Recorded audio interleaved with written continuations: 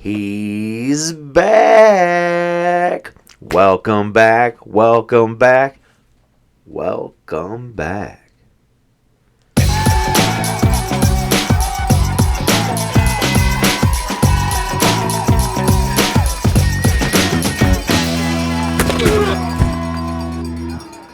All right, and welcome back, everybody. Welcome back, my Phins fans. This is B Trill with Phins Football Podcast. And if you're tuning in again, please make sure you go down and give me a like.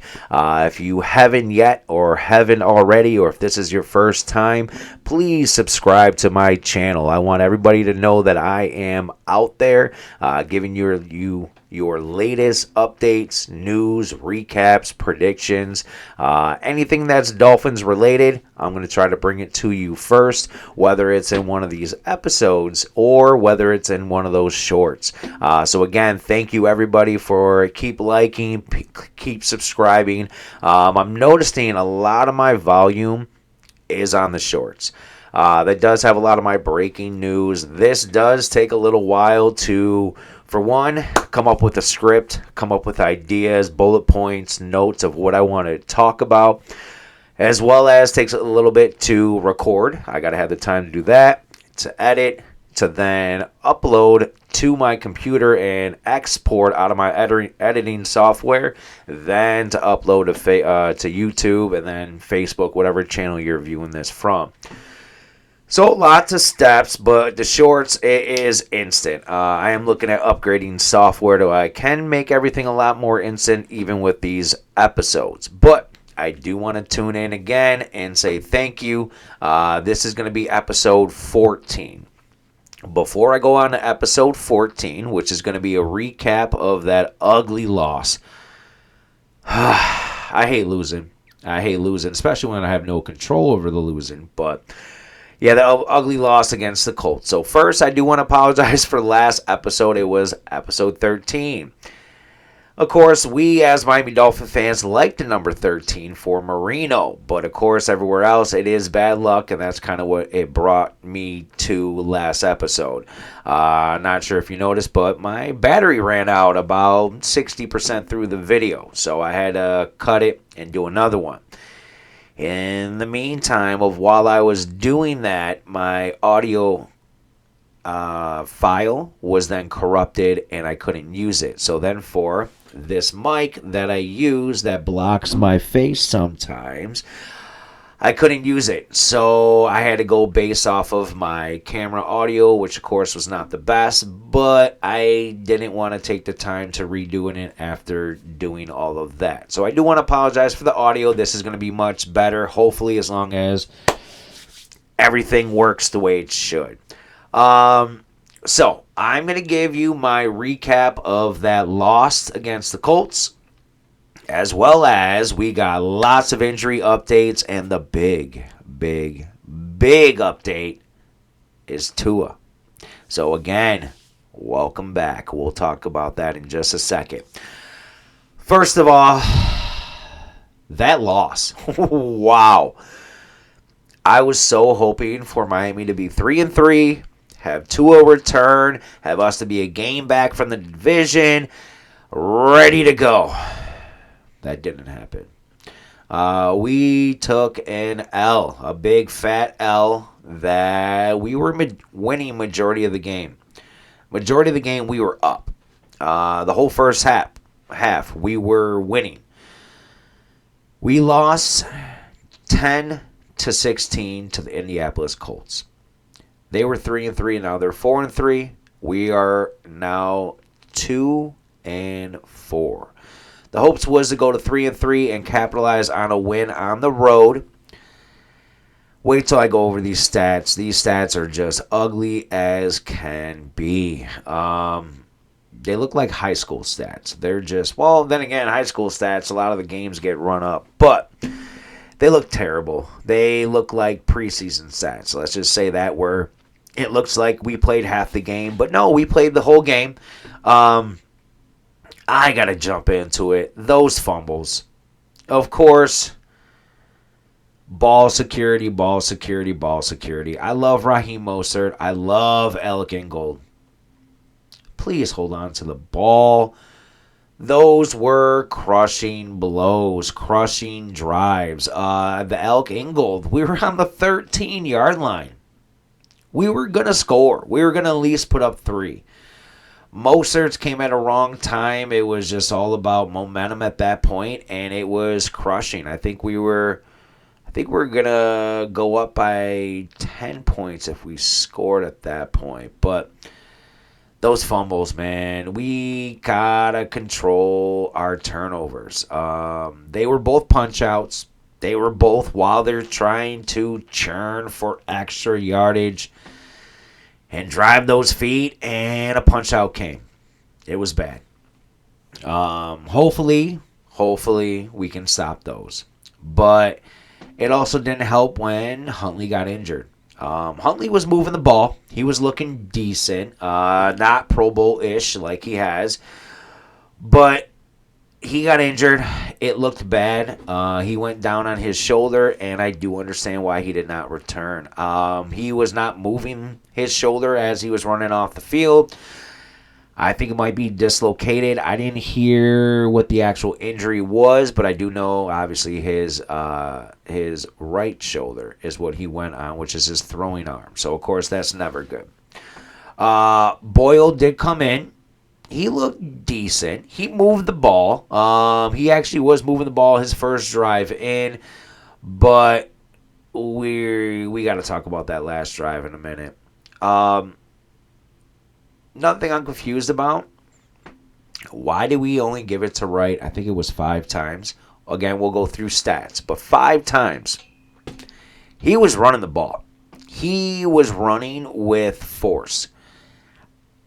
We should have kept giving it to Wright. But my biggest question mark was the last drive. You would think we never practice a 2-minute drill. I mean, yeah, we don't have Tim Boyle practicing the 2-minute drill every practice.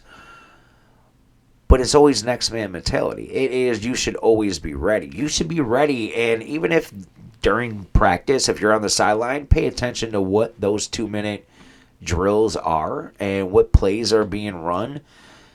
There was no plan. I think it was pure panic when we were down by 6 points and trying to go for the game-winning touchdown. I think if Tua was in, he would have bombed one of Tyreek. We would have won the game. But, of course, Tim Boyle, no plan. The second, or technically if you want to count the spike, the third to last play,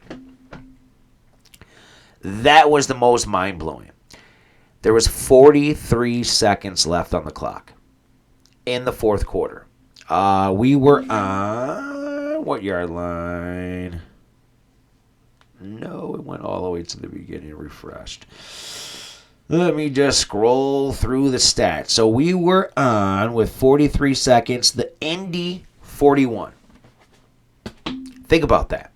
The Indy 41, which means we need 41 yards to get a touchdown, which means we're close, and there's 43 seconds.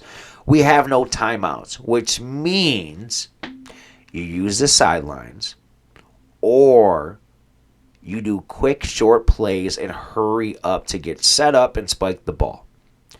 That's the MO of the 2-minute drill.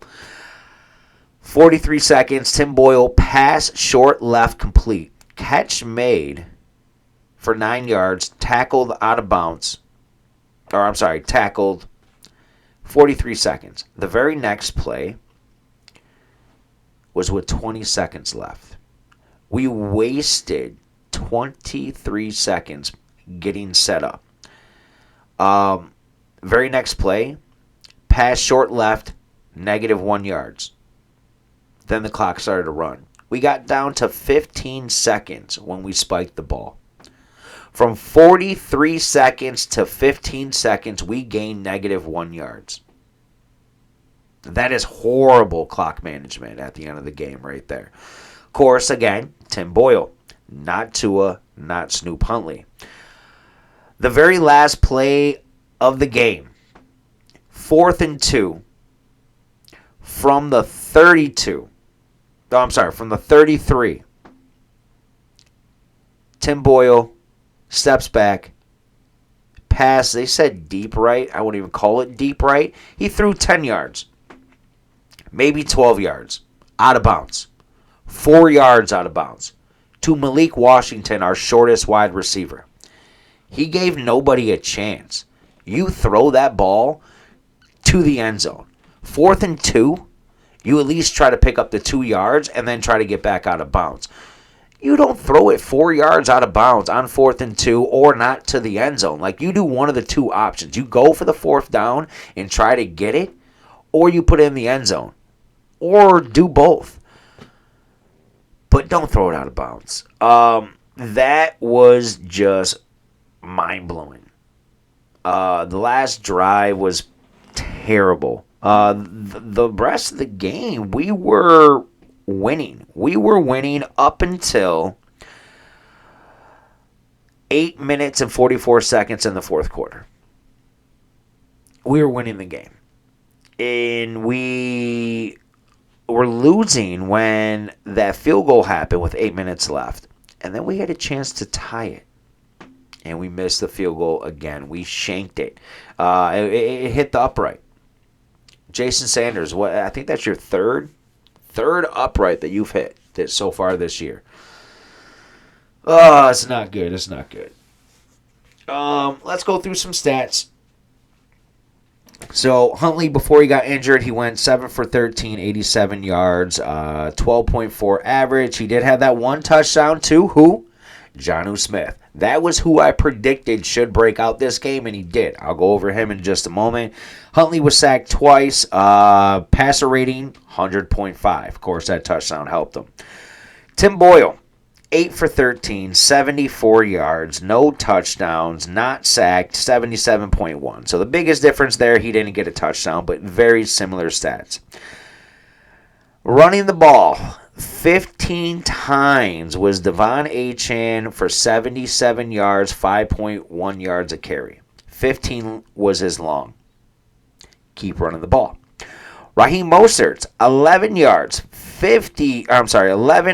50 yards, 4.5 average, 14 long. Fumble loss. Keep running the ball.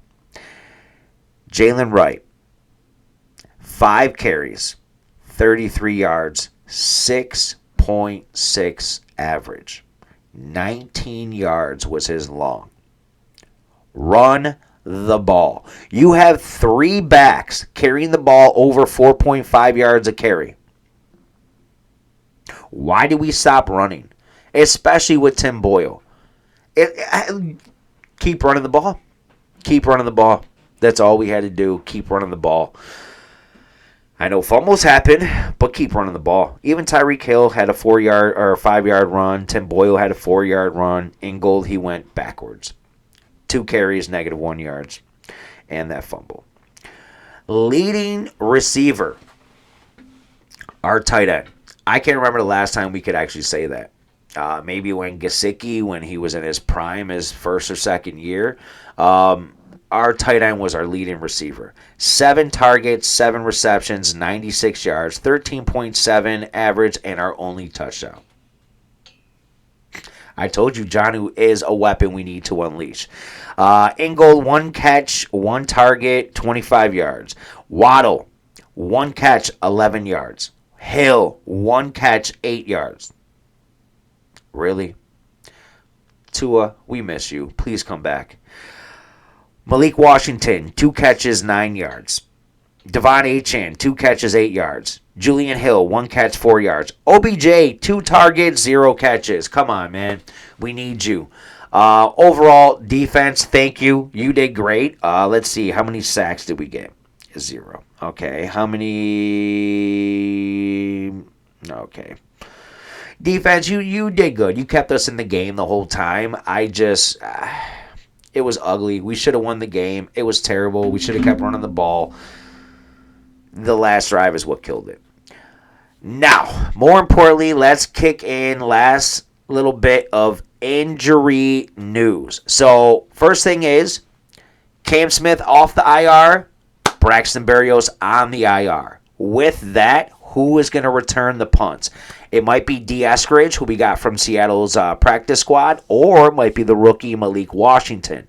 Also, Tyreek Hill or Jalen Waddle. They're not catching the ball. So we really don't need to save their bodies. They're not doing anything on offense. Maybe that changes when Tua comes back, but put them back there, especially with the dynamic kick return. Tyreek Hill, that should be a touchdown every time. Open a lane, he's gone. With Burials going on IR, we only have 4 healthy wide receivers. Hill, Waddle, Washington, OBJ. Eazy-E needs to get called back up. We need to bring him back. Other injury reports, we only have Skylar Thompson, who has a rib injury, Agba, who has the bicep injury, and Holland, who has a hand injury. Those are the only 3 that were on the injury report today. Of course, we do have Huntley still with that shoulder injury. Who knows? He might be our backup with Tua returning. With that, big Tua news. I loved his quote. If you haven't seen his press conference, go take a look at his press conference. He'll be at practice tomorrow. Wednesday, he will be at practice and looking to play on Sunday. Of course, still needs to be cleared from concussion protocol, but right now all signs are a go. I loved his quote. Go watch the press conference. It said his willing to play the odds. He said, I love this game, and I love it to the death of me. That right there should shut everybody up. He doesn't care what you're saying about his body, his health. He said to the death of him. He says that he is going to keep doing this because that's all that he cares about, really. Football, he said, is the reason that he's brought to this earth. He didn't say it in those quotes, but that's what he's saying. He's saying that he got all positivity, that basically he's had no symptoms since September 12th, and the only thing that he felt was spottiness while leaving the field. Real quickly, I do want to mention a quote that he said. Let me see if I can bring it up. He says, we don't look at hockey players and boxers the same way that it is becoming more of an issue in this league. So right there, we know that the concussions, they're going to happen. They're going to happen, and players are aware of what happens to their bodies. He did mention some other things, that he has some conversations with his wife, with his family. Nobody told him to retire. He basically was told to go back out there, continue his career. They did mention the long-term effects of concussion, so he is aware of that. I was trying to bring up a quote, but of course, okay. He says there's a gray area when it comes to that. If you know what if you're going to get long-term disease or not, this game is what makes me happy. I'm going to do it. That's it. It's based off of whatever that individual feels. If you feel like you can go, this is only becoming a thing because of what happened 2 years ago. Again, Tua's going to play. Tua wants to play. So that's the big news, is that we need Tua. I am so happy. I'll be giving you some updates probably through the shorts throughout the week about him being back at practice, any updates. Of course, those are going to be short and sweet, 60 seconds. Speaking of 60 seconds, I'm going to wrap this one up. I do want to say thank you for everyone that keeps tuning in, liking, and subscribing. This was a recap of that ugly loss against the Colts. Let's hope that next week against the Cardinals, Tua being back, we have our offensive back. So let's go ahead and get this W, get this win. I'll be updating everybody a little bit later. I'll keep you updated on these injuries, of course. Hopefully Holland comes back with that hand injury, and Agba with the bicep injury. But everyone else is just backup quarterbacks and quarterback situations. So thank you again. Please like, please subscribe, please share, and keep tuning in. This is Phins Football Podcast. Until next time, everybody, I want to say Fins up, family. And adios, amigo.